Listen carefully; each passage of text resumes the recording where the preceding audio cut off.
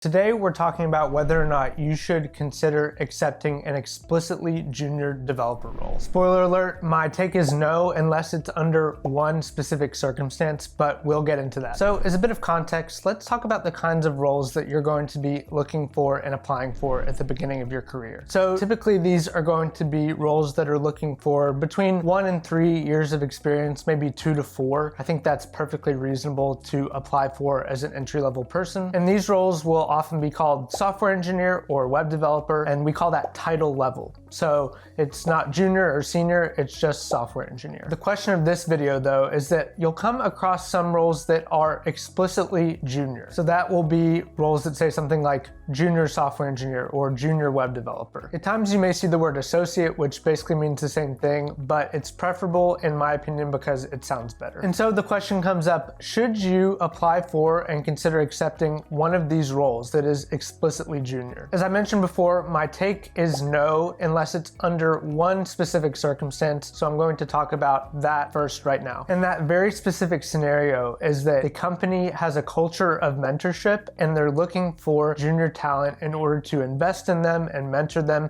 and help them grow up in their career. I would consider this, if I were you, applying for these jobs because you're going to grow, you're going to have a lot of opportunity to learn new things, you're going to get mentorship from people that know more than you do, and that is all very valuable. So for example, I worked at a company that had an apprenticeship program, so you could come in as an apprentice, and after 3 to 6 months, you would usually be promoted to software engineer, and then you could go from there. And so this is a great scenario if you could find it, but unfortunately, situations like this are usually pretty rare. The reason for this is that it takes time and resources to mentor more junior people, even if they're really good for their level. It takes time. Usually they require some hand-holding, a little bit more of attention and time, and you can't a lot of times just throw junior people into a project and expect them to be productive right away. So the companies that know this and are willing to invest time and money in junior people are probably great companies to work for. That is the situation you want. And this brings me to the situations you want to avoid, which is where the company doesn't have a culture of mentorship and is just looking for cheap labor. So in these kind of situations, the company is basically taking a gamble where they know they can pay somebody less and they're basically doing a dice roll and hoping that this junior person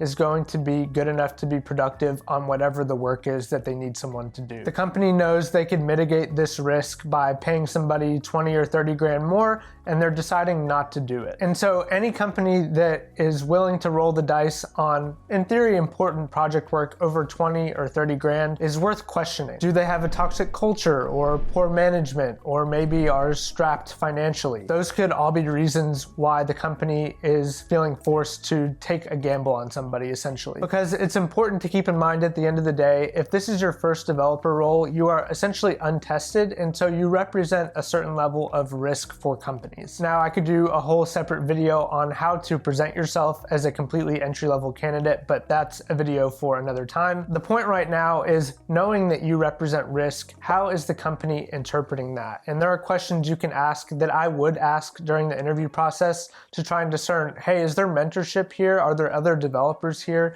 that I can lean on? Are there ways for me to grow and am I going to be supported? Or is this a situation where I'm just going to be thrown into the fire and told to sink or swim? Not to mix metaphors. As I mentioned, situations like this are toxic, and so you probably want to avoid them. Another reason why I might not take an explicitly junior role is that it allows companies to not only box you in for your current salary, but it can hurt your perceived value when you go to switch jobs. So a company that knows you are coming from a role where it's explicitly junior may try to pay you less, or may just conceive of you as somehow being less skilled. Perception, unfortunately, matters a lot in the job market, so this is something else that I would consider in addition to the culture of whatever the company is. So that's my opinion on whether or not you should take an explicitly junior software engineering role. I'd love to know if you agree or disagree, so feel free to comment below. If you're still here, you'd probably like the rest of my channel, which focuses on code, self-improvement, and personal finance, so consider subscribing. Regardless, thanks so much for watching to the end,